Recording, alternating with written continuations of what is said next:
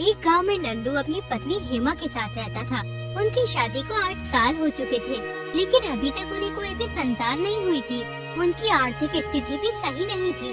नंदू मजदूरी करके अपने घर का गुजारा करता था। एक दिन नंदू काम करने जा रहा होता है। तुम कल अपना खाना घर ही भूल गए थे। पूरे दिन भूख में कैसे काम करा होगा। और आज तो घर में कुछ भी नहीं है, बस थोड़ा सा आटा बचा हुआ था। उस आटे से केवल एक रोटी ही बनी है। ये लो, तुम ये रोटी समय से खा लेना। कल भी खाली पेट काम करते रहे। नंदू उस रोटी को लेकर काम के लिए निकल जाता है। रास्ते में उसे एक बहुत ही बूढ़ा आदमी मिलता है। उसको देखकर लगता है जैसे उसकी उम्र 100 वर्ष से अधिक हो। वो बहुत ही ज्ञानी होता है। वो बूढ़ा आदमी नंदू से कहता है, मेरे ऊपर दया करो, मैं बहुत भूखा हूँ। कल रात से मैंने कुछ नहीं खाया है। ईश्वर के लिए मुझे कुछ खाने को दे दो। ऊपर वाला तुम्हारा भला करेगा। बाबा, ये खाना तो मैं अपने लिए ले जा रहा था। मैं पूरे दिन मजदूरी करता हूँ। अगर मैंने नहीं खाया तो मुझसे सही से काम नहीं होगा और फिर मेरा मालिक मुझे आज की मजदूरी के पैसे भी नहीं देगा। वैसे भी मेरे पास केवल एक ही रोटी है। लेकिन बाबा, तुमने भी कल से कुछ नहीं खाया है, इसलिए इस रोटी पर तुम्हारा ज्यादा हक है। लो बाबा, इस रोटी को तुम खा लो। नंदू अपनी रोटी उस बूढ़े आदमी को दे देता है।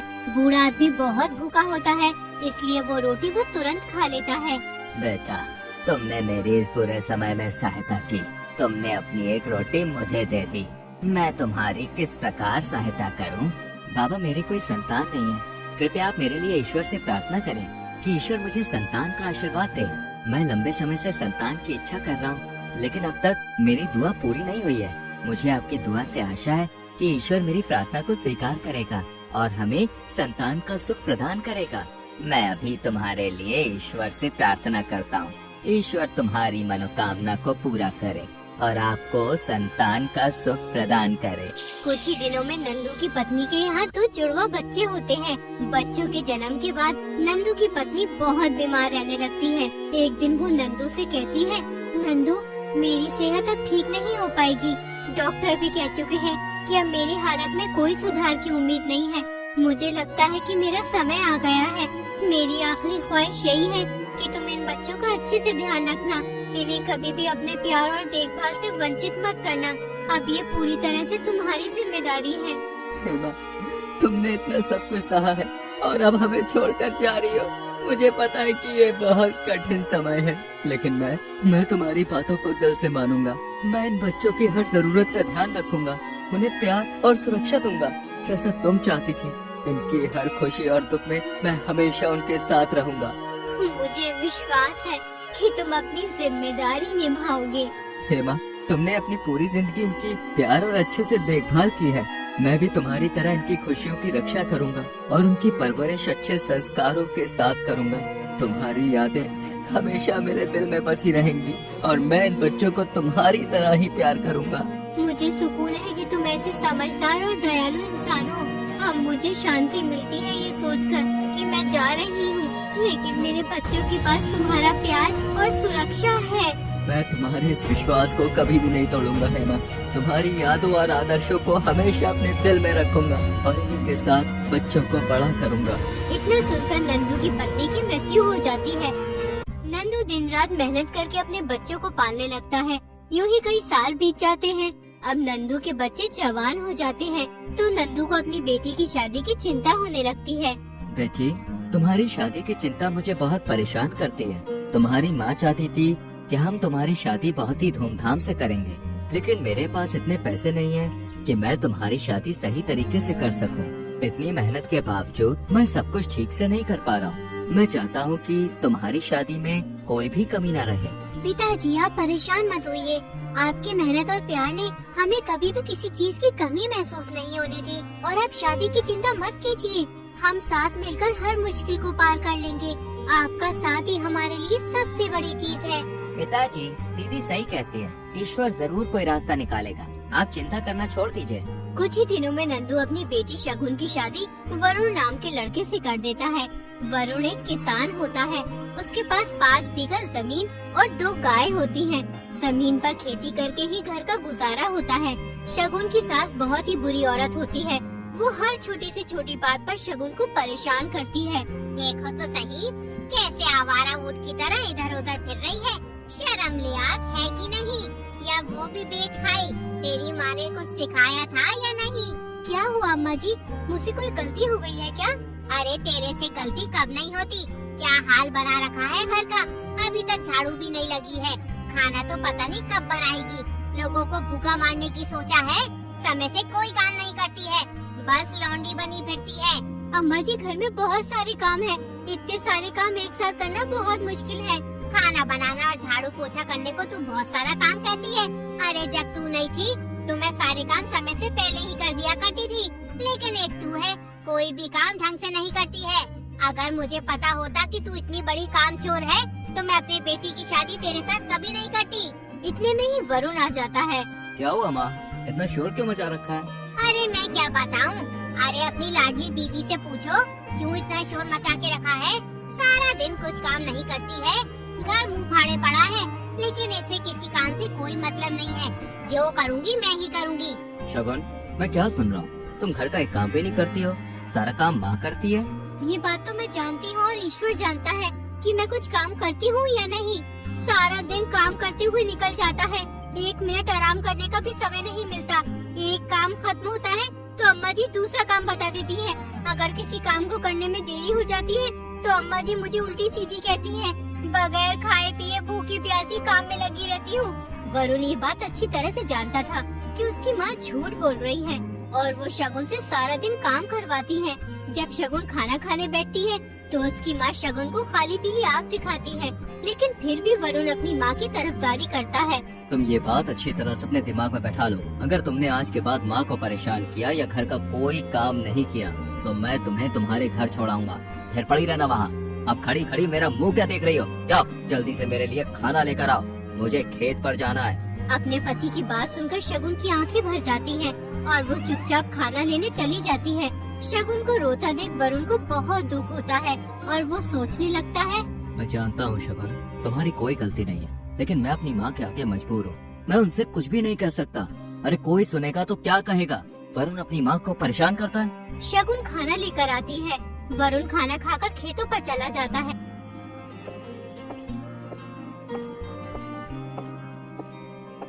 एक दिन शगुन को खबर मिलती है कि उसके पिताजी बहुत बीमार हैं, बचने की कोई गुंजाइश नहीं है, तो शगुन तुरंत अपने पिताजी से मिलने चली जाती है। मेरी बच्ची, मेरा शरीर अब और मेरा साथ नहीं देगा। तुम दोनों के लिए मैं परेशान हूँ। तुम्हारा भाई अभी कुछ नहीं करता, तुम अपने भाई की देखभाल करना। हो सके तो किसी अच्छी लड़की से इसकी शादी करवा देना। पिताजी, मैं अपने भाई का पूरा ख्याल रखूंगी, उसे कभी अकेला नहीं छोड़ूंगी। लेकिन पिताजी, हम तुम्हारे बिना कैसे रहेंगे? तुमने हमें कितनी मुसीबतों से पाल पोस कर बड़ा किया है और अभी वो अकेला छोड़कर जा रही हो। बेटा, ये जीवन का हिस्सा है। हम सबको एक ना एक दिन जाना होता है। मेरी सबसे बड़ी ख्वाहिश है कि तुम और तुम्हारा भाई सुखी हो। मुसीबत में तुम दोनों एक दूसरे का सहारा बनना। पिताजी, हम आपकी कमी को कभी पूरा नहीं कर सकते, लेकिन हम वादा करते हैं आपकी दी हुई सीखों को कभी नहीं भूलेंगे और हर मुश्किल वक्त में एक दूसरे का साथ देंगे। आपकी उपस्थिति हमेशा हमारे दिलों में रहेगी। मेरे बच्चों, मैं तुम दोनों के साथ रहूंगा, तुम्हारी यादों में, तुम्हारे दिल में। नंदू की मृत्यु हो जाती है, उसका बेटा अनाथ हो जाता है। कुछ दिन के बाद शगुन अपने ससुराल चली जाती है, लेकिन वो हर वक्त अपने भाई सोहन की चिंता करती रहती है। वो सोचती है, सोहन घर में अकेला कैसे रहेगा? पता नहीं वो अकेला अपना ख्याल रख पाएगा भी या नहीं, कैसे खाना बनाता होगा, समय से खाता होगा कि नहीं। उसे मेरे बिना सब कुछ संभालना बहुत मुश्किल होगा। क्या मैं वापस जाकर उसकी मदद करूं? लेकिन फिर भी उसे अकेला छोड़ना तो पड़ेगा ही। एक काम करती हूँ, एक बार घर वालों से बात करके सोहन को यहीं बुला लेती हूँ। जब तक उसकी शादी नहीं हो जाती तब तक वो हमारे साथ इसी घर में रह लेगा। अगले ही दिन शगुन घर वालों से कहती है, मैं सोच रही थी कि अपने भाई सोहन को यहीं बुला लेती हूँ, वो अकेला कैसे रहेगा? मुझे उसकी बहुत चिंता हो रही है। कुछ ही दिनों में उसका विवाह हो जाएगा तो वो यहाँ से चला जाएगा। लक्ष्मी सोचती है, इसके भाई को यहाँ रखने में कोई परेशानी नहीं होगी, 2 रोटी खाएगा और पूरे दिन काम करेगा। अगर तुम चाहती हो कि सोहन हमारे घर में रहे तो उसे जंगल का सारा काम करना होगा और दोनों गायों को चरा कर लाना पड़ेगा। उसके बदले हम उसे 2 वक्त का खाना दे दिया करेंगे। बेचारी शगुन को अपनी सास की ये बात सुनकर बहुत दुख होता है, लेकिन वो कर भी क्या सकती थी। और उसका पति ये सारी बात चुपचाप बैठा सुनता रहता है, अपने मुंह से एक शब्द भी नहीं निकालता। ठीक है माँ जी, मैं इन शर्तों को मान लेती हूँ। मेरे भाई को कोई भी कठिनाई ना हो, यही मेरी इच्छा है। अगले ही दिन शगुन अपने भाई के पास जाती है और अपने भाई को सारी बात बताती है। उसका भाई सोहन वहाँ रहने के लिए राजी हो जाता है। वो पूरे दिन दोनों गायों को चराता और जंगल में काम करता और रात को खाना खाकर घर के बाहर सो जाता था। एक दिन जब वो गायों को चराने जंगल में जाता है तो उसे एक अनजान आदमी मिलता है। वो सोहन से कहता है, तुम अकेले यहाँ पर क्या कर रहे हो? क्या तुम गायों को चराने का काम करते हो? मैं गायों को चराने का काम नहीं करता हूँ। ये मेरी गाय नहीं है। मैं अपनी बहन के ससुराल में ही रहता हूँ, इसलिए मुझे ये गाय चरानी पड़ती है। इसके बदले मुझे 2 वक्त का खाना मिलता है। तुम कितने मेहनती और ईमानदार हो। तुम सिर्फ 2 वक्त के खाने के लिए अपनी बहन के यहाँ इतना काम करते हो। तुम्हें यहाँ मेहनत करके कोई बहुत अच्छा जीवन नहीं मिलेगा। तुम मेरे साथ चलो, मैं तुम्हें एक अच्छा काम दिलवा सकता हूँ और तुम्हारे भविष्य को उज्जवल बना सकता हूँ। लेकिन मैं तो तुम्हें जानता भी नहीं हूँ, फिर तुम्हारे साथ मैं कैसे जा सकता हूँ? मैं यहाँ अपनी बहन के ससुराल में उसकी खुशी के लिए रहता हूँ। वो मेरी बहुत चिंता करती है, इसलिए मुझे लगता है कि कहीं और मुझे नहीं जाना चाहिए। तुम्हारी बात सही है, लेकिन तुम्हें अपने बारे में सोचना चाहिए। तुम्हारी बहन के घर में तुम्हें कितना कष्ट सहना पड़ता है। तुम पूरे दिन गायों को चराते हो, उसके बदले तुम्हें सिर्फ 2 वक्त का खाना ही तो मिलता है। मेरे साथ चलकर तुम एक नई शुरुआत कर सकते हो। अगर मैं तुम्हारे साथ गया तो मेरी बहन मेरी बहुत चिंता करेगी। वो मेरे बिना कैसे रहेगी? हमने अपने पिताजी से वादा किया था कि हर मुश्किल वक्त में हम दोनों एक दूसरे के साथ खड़े रहेंगे। मैं उसे यूं अकेला छोड़कर कैसे जा सकता हूँ? तुम्हारी बहन एक अच्छी महिला है, लेकिन तुम्हें उसके ऊपर बोझ नहीं बनना चाहिए। तुम्हारी वजह से वो अपने ससुराल वालों से कितनी बातें सुनती होगी। तुम्हारी बहन के लिए भी यही बेहतर होगा कि तुम एक ऐसा काम करो जहाँ तुम खुश रह सको और अपने जीवन को बेहतर बना सको। हाँ, तुम सही कहते हो। बहन के घर में बोझ बनने से अच्छा है कि मुझे कहीं और जाकर पैसे कमाने चाहिए, जिससे मैं एक अच्छा जीवन बिता सकूं। मेरी बहन के लिए भी यही बेहतर होगा। मैं तुम्हारे साथ चलने के लिए तैयार हूँ। बहुत बढ़िया, चलो अब हम चलते हैं, हमें काफी दूर जाना है। सोहन अनजान आदमी के साथ चला जाता है। शाम को जब सोहन घर नहीं लौटता तो शगुन को बहुत चिंता होने लगती है। वो अपनी सास से कहती है, माँ जी, सोहन अभी तक नहीं लौटा है। पता नहीं आज इसने इतनी देर क्यों कर दी। हर रोज तो सूरज ढलने से पहले ही आ जाता है, लेकिन आज अभी तक नहीं आया। ये तू क्या कह रही है?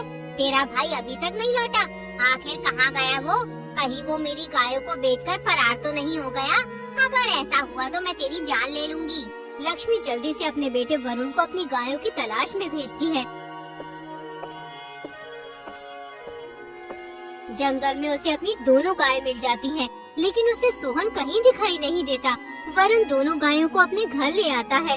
यूं ही कुछ दिन बीत जाते हैं, लेकिन सोहन का कोई पता नहीं चलता। सभी गांव वाले मान लेते हैं कि शगुन का भाई मर चुका है। खैर, दिन महीने साल निकलते रहे। धीरे धीरे शगुन अपने भाई को भुलाती रही, लेकिन तीज त्योहारों में जब आस पड़ोस की औरतें अपने भाई से मिलने जाती या उनके भाई उनसे मिलने आते तो शगुन अपने भाई को याद करके बहुत रोती। एक दिन अचानक शगुन को अपने भाई का संदेश मिलता। वो खुशी से झूम उठती है। शगुन जल्दी से पत्र खोलकर पढ़ना शुरू करती है। मेरी प्रिय बहन, मैं ठीक हूँ और एक अच्छा जीवन जी रहा हूँ। मेरे पास किसी चीज की कोई कमी नहीं है। कृपया तुम मेरे पास आ जाओ। शगुन तुरंत अपने भाई से मिलने के लिए निकल पड़ती है। अपने भाई की धन दौलत देखकर शगुन हैरान रह जाती है। दीदी, तुम्हारे बिना मैं यहाँ तक कभी भी नहीं पहुँचता। ये सब धन दौलत तुम्हारी है। भाई, तुम ठीक हो? यही मेरे लिए सबसे बड़ी संपत्ति है। मुझे धन नहीं चाहिए। तुम हमेशा खुश रहो, इससे ज्यादा मुझे कुछ नहीं चाहिए। तुम बगैर बताए अचानक कहाँ चले गए थे? तुम्हारे बाद मेरा रो रो कर बहुत बुरा हाल हो गया था। मैंने तुम्हें हर जगह तलाश करवाया था, लेकिन तुम्हारा कुछ पता नहीं चला। दीदी, मुझे एक अजनबी आदमी मिला था। उसने मुझसे कहा कि तुम यहाँ अपनी बहन के ऊपर बोझ बने हुए हो, मेरे साथ चलो, तुम्हें एक अच्छा जीवन मिलेगा। मैंने सोचा कि ये आदमी सही कह रहा है। मैं कब तक यूँ बहन के ससुराल वालों के टुकड़ों पर पलता रहूंगा? एक न एक दिन तो मुझे काम जरूर करना ही पड़ेगा, इसलिए मैं तुम्हें बगैर बताए आ गया। ऊपर वाले की दुआ से आज मेरे पास सब कुछ है। मेरे भाई तूने सही किया जो तू वहाँ से चला गया, वरना आज भी तू मेरे ससुराल वालों की गुलामी ही कर रहा होता। तुझे देखकर आज मैं बहुत खुश हूँ। भाई तू अब शादी कर ले, तेरा घर बस जाएगा, फिर मुझे तेरी किसी बात की चिंता नहीं रहेगी। दीदी अब तुम मेरी चिंता करना छोड़ दो, मुझे अब कोई परेशानी नहीं है क्योंकि मैंने शादी कर ली है। तुम्हारी भाभी का नाम सोनम है, आओ मैं तुम्हें उससे मिलवाता हूँ। सोहन अपनी बहन को अपनी पत्नी सोनम से मिलवाता है। सोहन की पत्नी को देखकर शगुन बहुत खुश होती है। उसके बाद सोहन अपनी बहन को बहुत सारा धन देकर विदा कर देता है।